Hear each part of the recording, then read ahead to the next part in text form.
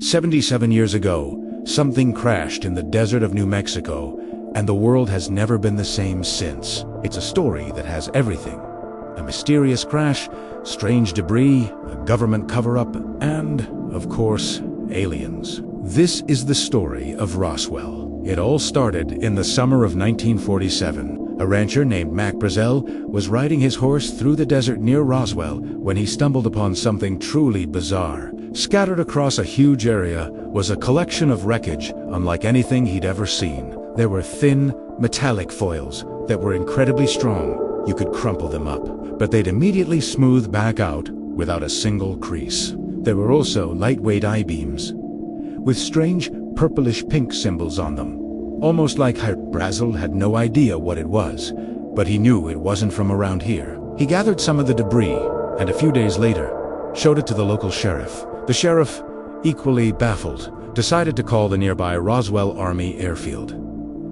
This is where things get really interesting. An intelligence officer, Major Jesse Marcel, was sent to investigate. After seeing the wreckage himself, he was convinced it was something extraordinary. The next day, the Army issued a press release that would electrify the nation. The headline screamed, "RAAF captures flying saucer on ranch in Roswell region." The news spread like wildfire. For a brief moment, it seemed like the biggest question in human history, "Are we alone?" had been answered. A flying saucer had crashed, and the military had it. But just as quickly as the story broke, it was shut down. The very next day, the Army held a press conference and completely changed their story. They brought out what they claimed was the actual debris, a busted-up weather balloon with a radar reflector. The commanding general explained that the initial excitement was a mistake. Major Marcel was even ordered to pose 4 photos with the weather balloon wreckage, looking visibly disappointed. The official explanation was that everyone had simply misidentified a common weather monitoring device. The flying saucer story was dead.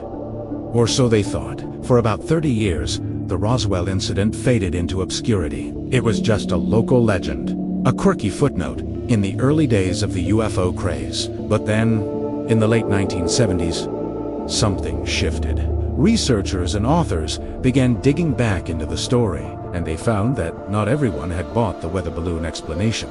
They started interviewing the original witnesses, many of whom were now retired and more willing to talk. Major Jesse Marcel, the intelligence officer who first examined the debris, came forward and said the weather balloon story was a total sham. He insisted that what he saw was not of this world. He described the material as being otherworldly. Nothing made on this earth. More witnesses emerged, each adding another piece to the puzzle. People who were there claimed the debris field was much larger than reported, and that the military had conducted a massive, secret cleanup operation, intimidating locals into silence. Some even spoke of seeing more than just wreckage. They whispered about a second crash site and the recovery of non-human body-small beings with large heads and big, dark eyes. These accounts, though often secondhand, painted a picture of a major. This is what transformed Roswell from a forgotten news story into the cornerstone of modern UFO lore. Books like The Roswell Incident became bestsellers, and TV shows brought the witness testimonies to a global audience. The idea that the government was hiding alien technology in bodies became a powerful and enduring belief. The weather balloon explanation just didn't seem to fit. The scale of the military's response, or the strangeness of the debris described by so many people.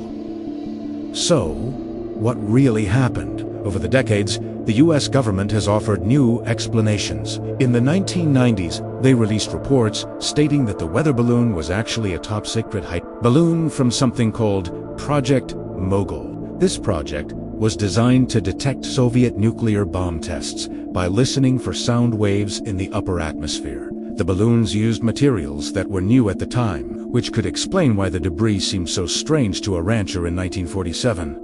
And what about the alien bodies? The government explained those away as misremembered events involving parachute test dummies that were dropped from high altitudes in the 1950s.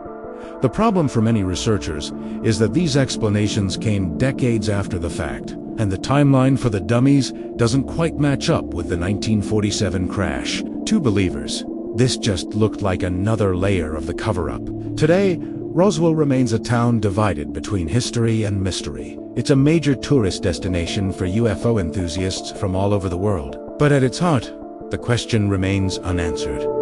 Was it a simple weather balloon? A top-secret spy project? Or was it, as the original headline claimed, a crashed flying saucer from another world? The truth, whatever it may be, is still out there, buried somewhere in the New Mexico desert and the classified files of the US government.